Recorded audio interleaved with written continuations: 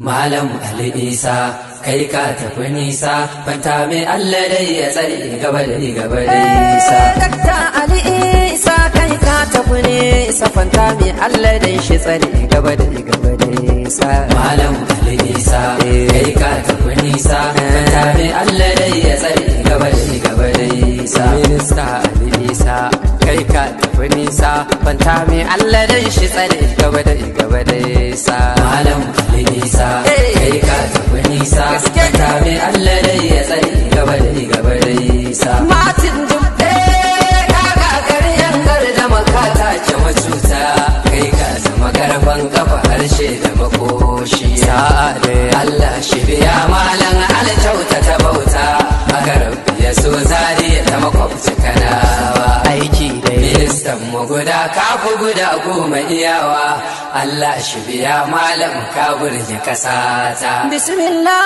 Allahu da shi yayi mutane yayi musu rai ya bar su kuma haifa mutane su hada kai ya so su kuma burge mutane.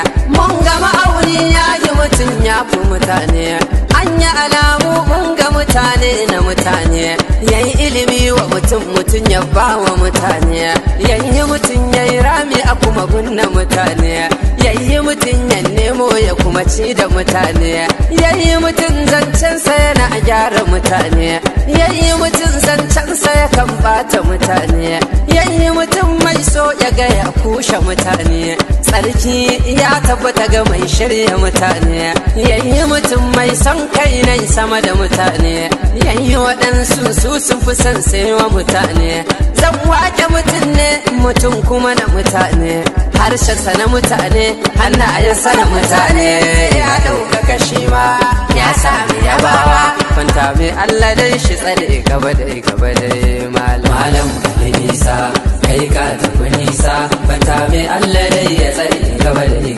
nisa. na ja ta da nisa na kyala makusa na tafi cikin shafin ilimin ka na dosa.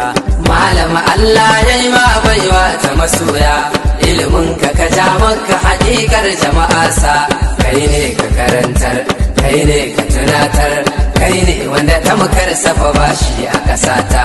Ga misalai zamu bada karku mana tutsu in an ce ma malam ka iya karatu in ka iya karatun to ka iya rubutu in ka iya rubutun ƙur'anin ka ya kyautu in ka iya ƙur'anin shin ka yi digiri in ka yi digiri shin kai PhD ne in ka yi PhD shin kai MS